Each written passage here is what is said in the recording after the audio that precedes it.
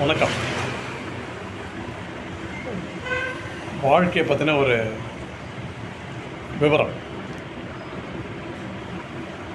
வாழ்க்கைன்னா எப்படி இருக்கணும் தெரியுங்களா? நம்ம சின்ன வயசில் ரொம்ப அப்பா அம்மா மேலே பாசம் வச்சு அவங்க மனம் கோணாமல் அவங்களுக்கு சேவை செஞ்சு அவங்க மேலே ரொம்ப பாசமாக இருந்து அதுக்கப்புறம் அவங்க நம்ம விட்டு பிரியும் போது அந்த ஃபீலிங் தாங்க முடியாது. நம்மளால் ரொம்ப கஷ்டம், மறக்கவே முடியாது. நினச்சிட்டே இருப்போம். நான் இப்போவும் நினைக்கிறேன், எங்கள் அப்பா அம்மாவை இப்போவும் நினைக்கிறேன். எங்கள் அம்மா நினச்சிப்பேன், எங்கள் அப்பாவை நினச்சிப்பேன். எங்கள் அப்பாவை நினச்சி கிட்டத்தட்ட ஒரு 2 வருஷம் அழுதுருக்கேன். எங்கள் அம்மா நினச்சி அதுவும் அவங்களே 2 வருஷம் மேலே இருக்கும். என்னென்னமோ கண்ட்ரோல் பண்ணி பேசுவாங்க, மாற்றி பேசுவாங்க. அப்போ கூட அந்த நினைவு போகுது. அப்படி வாழ்ந்த நாம்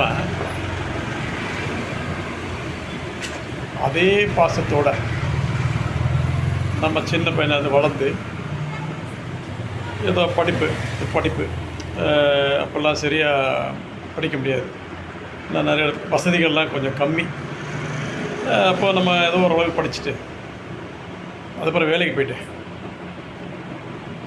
நல்ல வேலையை ரொம்ப அந்யோன்யமாக வேலையை லவ் பண்ணுறத மாதிரி, வேலை தான் முக்கியம் அப்படிங்கிற மாதிரி வேலையை ரொம்ப ஹாப்பியாக சந்தோஷமாக செஞ்சு எவ்வளோ கஷ்டமான வேலை கொடுத்தாலும் சரி அதை ஈஸியாக செஞ்சுட்டு போயிட்டு அப்புறம் நமக்கு மேரேஜ் ஆகிட்டு நம்ம பசங்களுக்கோசம், பசங்க தான் வாழ்க்கை, நம்ம குடும்பம் தான் முக்கியம்.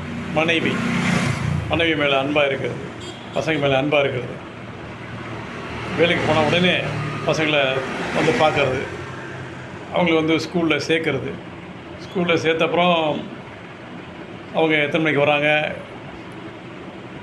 அப்படின்னு ஒரு பார்க்க நம்ம வெளியில் இருப்போம். கொஞ்சம் என்ன ஒரு மாதிரி இருக்குன்னா பசங்க வந்துட்டாங்களா. அப்போல்லாம் தொலைபேசிலாம் கிடையாது. எங்கேயாச்சும் ஒரு வீட்டில் டெலிஃபோன் இருக்கும், அவ்வளோதான். ஒரு 100 வீட்டுக்கு ஒரு வீட்டில். அப்போது அதுக்கப்புறம்லாம் இப்போது தொலைபேசி வந்துடுச்சு. கைபேசி 15 வருஷம் தான் இருக்கும். அதுக்கப்புறம் நம்ம அவங்கள காண்டாக்ட் பண்ணி அப்புறம் தொலைபேசி வந்துடுச்சு. அவங்க 6th 5th 7th போகும்போதெல்லாம் தொலைபேசி வந்துடுச்சு. அப்போ அவங்கள காண்டாக்ட் பண்ணி அவங்கள ரொம்ப பாசமாக வளர்த்து அவங்க ஒவ்வொருத்தரையும் படிக்க வச்சு நல்லா படிக்க வச்சுட்டு அவங்க ஒரு ஸ்டேஜ் வந்தோடனே அவங்களுக்கு திருமணம் முடித்து அந்த திருமணம்லாம் முடித்து அதுக்கப்புறம் அவங்க கூட வாழ்ந்துக்கிட்டு இருக்கும்போது நமக்கு ரொம்ப ஹாப்பியாக இருக்கும். அதில் ஒரு சின்ன சிக்கல் வரும்போது மனசு கொஞ்சம் பாதிப்பு ஏற்படும். அது அவங்களுக்கு தெரியாத மாதிரியே நம்ம தள்ளிட்டு போயிடுவோம். பட் அந்த நேரத்தில் நமக்கு ஏதாச்சும் உடல்நிலை பாதிப்பு வரும்போது அவங்க காட்டுற பாசம் இருக்குது பாருங்கள், அதாங்க வாழ்க்கை. நீ இவ்வளோனா சொத்து வச்சுக்க. இப்போ அந்த உடல்நிலை முடியாத போது உங்கள்கிட்ட என்ன தான் இருக்குன்னு உங்களுக்கே தெரியாது. அப்போ ஒன்றும் புரியாது. ஆனால் அது அப்படி சொல்லிட்டு நமக்கு ஒரு மாதிரி இருக்கும். ஆனால் அந்த நேரத்தில் தாங்கி பிடிச்சி நம்மளை அத்தனை பசங்களும் கிட்டே இருந்து ஆறுதலாக நம்மளை கவனிக்கிறத நம்ம சுயநினைவாக பார்க்கும்போது அதில் கிடைக்கிற இன்பம் வேறு எதுலேயும் கிடையாதுங்க. அதாங்க சொத்து. அன்றைக்கே நம்ம இறந்து போய்ட்டோட கவலை இல்லை. ஆனால் அந்த இறைவன் சொல்கிறாரு, டேய் பாசமுள்ள பசங்களை வச்சுட்டு எஸ்கேப் வர பார்க்குறியா? உனக்கு எஸ்கேப் கிடையாது, இன்னும் கொஞ்ச நாள் இருந்துட்டு வா அப்படின்னு அனுப்பிடுறாரு. ஏன்னா நம்மளுடைய நடைமுறைகள் எப்படி, பாசம்தான், பசங்க தான், முடிஞ்ச மற்றவங்களுக்கு உதவி பண்ணுறது.